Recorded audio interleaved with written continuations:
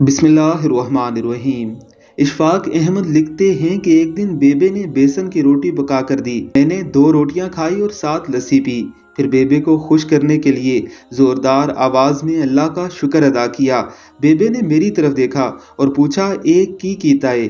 میں نے کہا بیبے شکر ادا کیتا ہے اللہ دا۔ کہنے لگی یہ کیسا شکر ہے؟